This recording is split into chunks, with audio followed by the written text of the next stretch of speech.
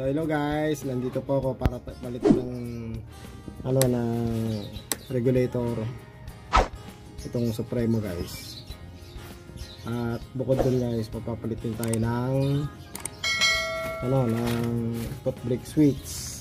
So yun guys, so tara, dito natin. Yun guys, dito nakapwesto itong regulator na to. Yan, nakaganyan. Plug and play lang yan guys. So meron na tayong pamalit. Bumili na akong pamalit para dyan. Then lalagyan din natin ng fuse kasi yung fuse niya sira na rin. So yun po. Tsaka yung foot brake switch. So ito, papalit din tayo ng foot brake switch. Pero ang foot brake switch natin guys, replacement na lang. Puputulin na lang yan dito. Okay.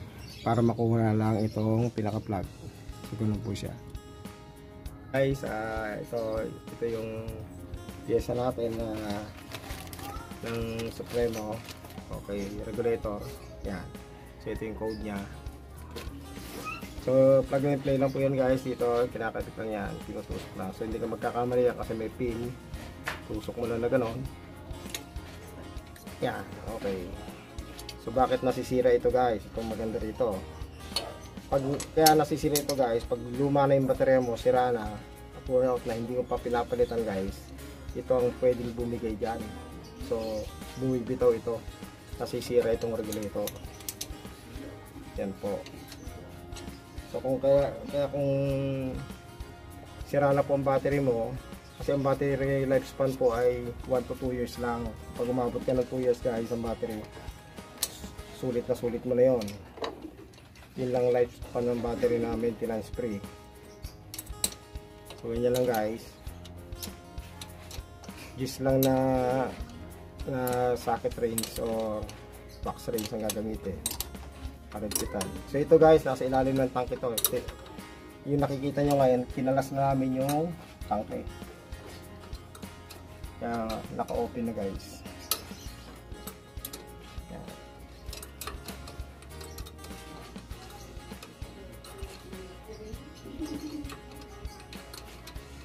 Ito po yung pinaka-regulator ng battery. So paano nalalaman guys na sira na pang regulator? So wala po siyang lumalabas na 12 volts.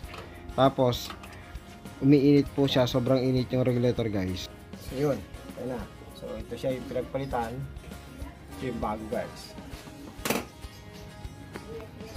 So testingin natin.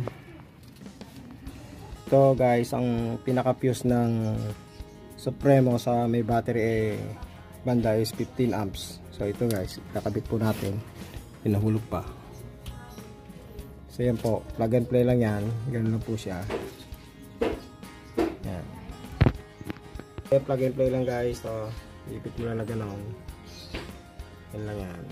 Ganun lang kasi yung pagkabit ng fuse guys. So yan guys, nasa 13.1 po ang voltahe niya. Nagdawalo po sa 13. Yan. So naka-idling po yung motor guys. So yun guys, natapos na natin napalitan itong motor ng regulator. So thank you po. Sana may nakuha kayong kalaman sa vlog ko na to.